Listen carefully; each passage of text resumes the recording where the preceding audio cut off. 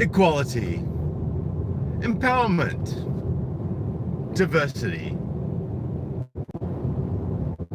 Equality, empowerment, and diversity. All words we hear on a regular basis, parroted by feminists, socialists, and leftists alike. Now, sounds like a good idea, right?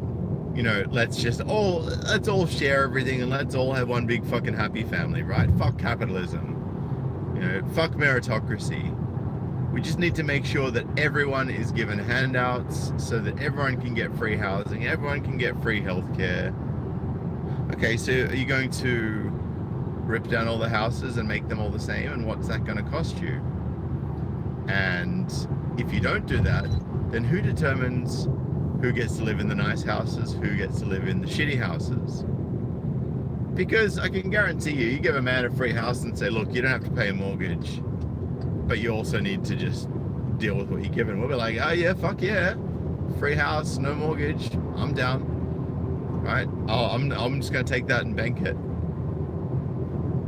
The ladies, on the other hand, there's gonna be this constant jealousy and one-upmanship. How come that bitch gets the house with the pool and the water views, and I have to live in this scummy little fucking inner suburbs apartment that smells like mold? So that's the jealousy component of it, and we can deep dive right into this. But let's assume that everything is fundamentally the same, right? Let's assume that everything is fundamentally the same, pretty across the board. So I was talking to a friend this morning, and something that people don't realize is that women hold 60% of the wealth in the US, right? Now, given that they are negative in terms of their net contribution to the tax pool and their net contribution to the economy, I mean, yeah, sure, they buy stuff all the time, but they earn less than they spend. Where does the money come from? Because it's not coming from women. Oh, that's right, it comes from men. And now, I'm not going to sit there and complain about that, because as men, if we choose to spend money on a woman, that's our choice. It may be to our own detriment, but it's still our choice, right? It's still an option that we have. And as men, we should be taking responsibility for not other people, but our own actions. And if our own actions result in us redistributing our own wealth to other people, whether they appreciate it or not, then, well, that was our actions and nobody else's. The forced redistribution of wealth by way of taxation and social services for women, against it in our current society, because women are getting equal pay. You know, women are working, women are earning money, so I don't see why I should have to pay for all of their shit. By the way, thanks for the sandwich money, Peppermint Cat's ass, I appreciate you. And I got to thinking, because women love it when they get given money. And I mean, we could talk for ages about how much evidence there is of this. I mean, hypergamy is a real thing, guys. Women don't want to date a broke dude. Like TLC, right? No Scrubs. Do you remember that song? I don't want no scrubs. A scrub is a guy that can't get no love from me, hanging out the passenger side of his best friend's ride, trying to holler at me. What about the other part of that song? If you can't spatially expand my horizon, that leaves you in the class of scrubs. I think it's never rising. I don't find it surprising if you don't have the cheese to please me and bounce from here to the coast of overseas. So let me give you something to think about. And that is something to think about, because that's basically saying, I'm not surprised if you don't have the money to fly me from wherever I want to go to wherever I want to go, right? From here to the coast of overseas. Like, I want you to fly me overseas to a coastal holiday, and I want you to pay for it. And I'm not surprised if you don't have the money for it, but if you don't have the money for it, then you can get the fuck out. And then, of course, there's who could forget How Many Licks by Little Kim? And, you know, not to use offensive language here, guys, but I'm quoting the song. Some niggers even put me on the grocery list right next to the box of whipped cream and chocolates. Designer pussy, my shit come in flavors. High class taste niggers got to spend paper. Paper. I know most notes are plastic these days, but we all know what paper is. So we've got to start to have this conversation, right? Because the reality is, women don't want to date broke dudes. Unless that broke dude is like Chad or Tyrone, he's laying down some serious dick. Or he knows how to make her feel a way that no other man has made her feel. And that's not an easy thing to do, guys. Especially if you've been programmed to be a people pleaser, which most of us have. And you should break away from that if you have been programmed that way. Because you're serving nobody but other people, right? You're not serving yourself. And you should be serving yourself as a self-actualized man, right? And living as a void, I would love if you could list my channel in the MGTOW listing directory on MGTOW 411. Yeah, so those are some examples, and we've all been there where, like, I had one ex-girlfriend who said to me, you know, she wanted to go out for dinner, and I'd maxed my credit card, I'd spent everything, like I had nothing left. I was literally at the point where I'm like, I'm borderline. I'm pretty much gonna have to declare bankruptcy soon. All right, that was how bad it was. And I said, oh look, you know, do you mind if we wait till I get paid? Because, you know, we've gone out a few times this week, and I'm kind of like a little bit low, and I need to get to work still. I need to pay for petrol, or as you guys say in the US, gas. And she was like, what kind of boyfriend are you? I was like, what do you mean? She goes, well, you know, you don't even have money to pay for dinner. And I'm like, yeah, but I pay for dinner like all the time. She goes, well, that's what you're supposed to do. You're my boyfriend. And I said, I'm not your walking wallet. She goes, well, that's what boyfriends are supposed to do. They're supposed to pay for everything. I was like, damn, son, nobody's ever said that shit to me before. And, you know, that was, look, there comes a time when we go, whoa, that was a red pill. But, you know, this was one of my little snippets of information, and I was still blue pilled at that time. So that came as a shock to me. Although now that I'm red pilled, I'd be like, listen, woman, you don't want to go out to dinner, right? You pay for your own shit, or I'm not even going to bother coming out with you. In fact, if you really want to go to dinner, you can pay for me. You really want me to take you to dinner? I'll take you to dinner, but you're paying for the meal. I'm gonna order whatever the fuck I want. And I'm not going to gorge myself just to, you know, see how much money you've got. But I'm not paying for dinner. You're the one that wants it. You pay. Now, obviously, divorce rape culture is a big thing in the US. And when I say rape in this context, I'm not talking about a sexual context. I'm talking about the penetration of the state into the wallets of men to take and give to a woman, and how that's actually become what social justice warriors love to call a social norm, because it's socially acceptable. Therefore, within society, it's normal. And society, social, you know, a norm is something's normal. So if in society, it's normal for a man to just, you know, bend over and accept that he's going to get all of his assets stripped from him in divorce, well then I guess that's divorce rape culture. So also, and look, I know I may have diverged a bit from the original thing that I was saying at the start, but all of these things are important, right? Because we've got to look at hypergamy. We've got to look at jealousy. We've got to look at cultural trends in order to see this whole picture. Now, given that women, regardless of how they got it, regardless of how they got it. They've got equal pay now. Men still pay for the majority of dates, still pay for the majority of gifts, still give the majority of money out to women compared to the other way around. So given that 60% of the wealth in the US is owned and held by women, regardless of how they got it, what would happen?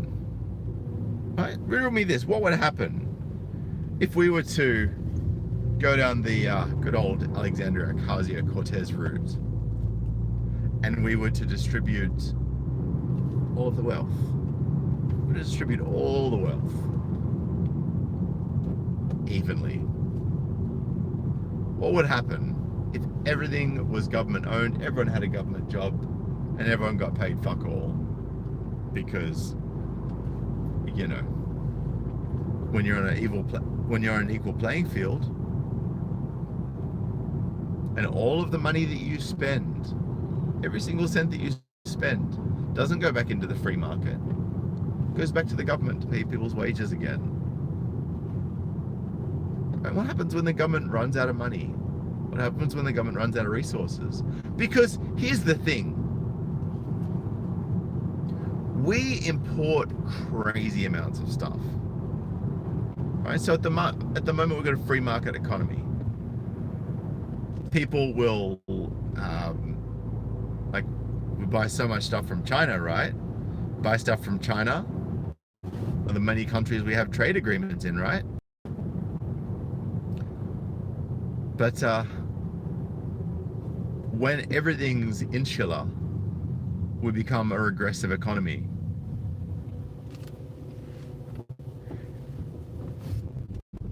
Now back to what I said about jealousy and hypergamy. This is the kicker here, guys. What happens when you take 60% of America's wealth that's owned by women and take it away from women?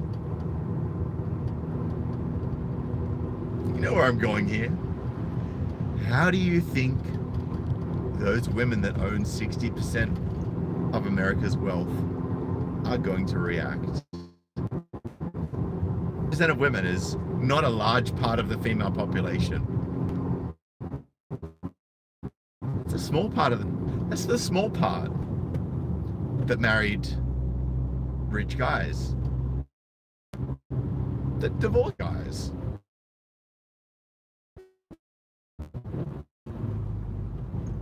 Like, men are gonna be pissed about the socialism, right?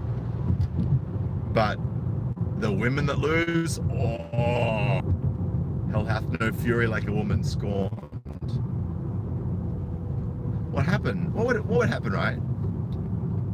If you were to take a woman's car away, what would happen if you took a woman's house? What would happen if you took a woman's jewelry? What would happen if you took away her bank accounts? What would happen if you sent her from living the high life and just sitting around fucking her personal trainer, right, while she goes and gets her nails done for $300, getting her hair done for $500, a boutique hairdresser? What happens when you take all of that away from women? What happens when they have to live like men have lived for eons? Right? It's not so fun when the shoe's on the other foot, is it, ladies? And of course, all of the fucking gender studies students are going to love it, because they're getting, you know, probably a little bit more than they would if they would actually work in a barista job, which is all they're qualified for. And even then, they're not even qualified for that, because they have to do a barista course first. But that's all they can really afford, you know, with the level of intelligence that they have, because their intelligence is actually lowered after they get taught bullshit. Because our intelligence is I mean, we talk about, I've seen so much crap in the news about how, oh, you know, IQ intelligence quotas don't dictate how intelligent you are. It's like, actually, yeah, they do. Because these IQ tests, they look at how your critical faculty operates, right? So it's not like it's an English assignment where it's all very subjective. You've literally got patterns, and you have to work out what the next thing is going to be based on the pattern and the different variables. That requires intelligence. And if all of you've ever known is feelings, and if all you've ever been taught is feelings, you're probably not going to be able to understand patterns very well, because feelings don't care about patterns. Feelings don't care about facts. Feelings don't care about reality. So the only people that are going to benefit from socialism are social justice warriors and lazy feminists that have done gender studies degrees, or women that have sponged off men since basically forever. And even then, they'll be worse off, because they're not going to get as much money as they used to.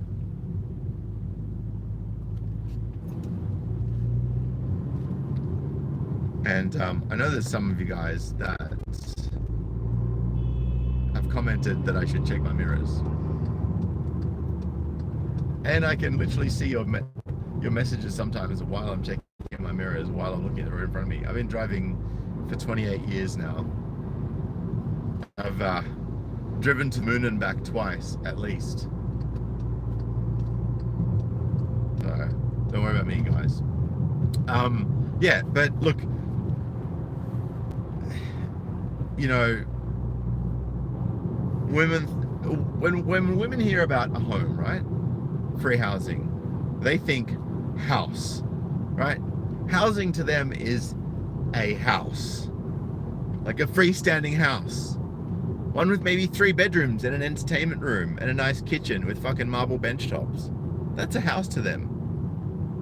So when they hear free house, they're thinking, oh, cool, now I don't have to spend $1.5 million and work for 40 years to get the house that I want.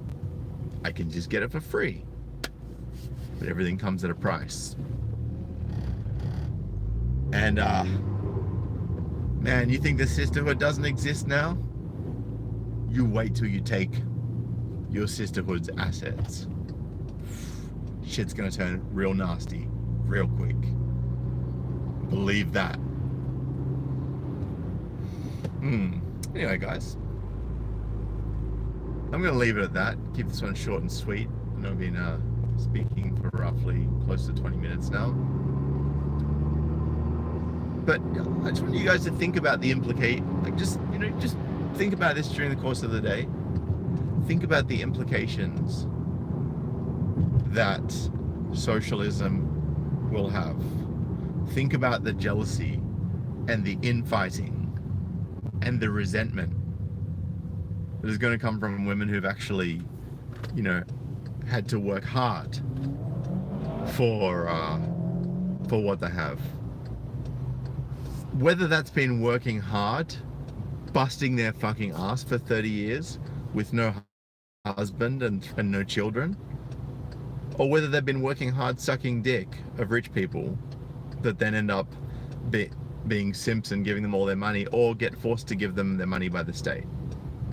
It doesn't matter how they got the money. What matters is that they're going to flip the fuck out when they try and take it away from them. So guys, smash that thumbs up. Please leave your comment on this video after it's gone, after the live has finished. And please share this video with people that you think that advocate for socialism, firstly. Share it with people that think big government is a really good idea.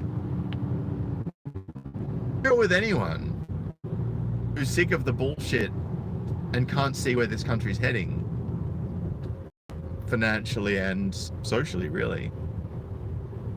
Because this is very revealing once you actually start to think about it, you start to dig deep, and you start to actually unravel the whole picture. Interesting times, men. Interesting times. Let's just hope it doesn't get to this.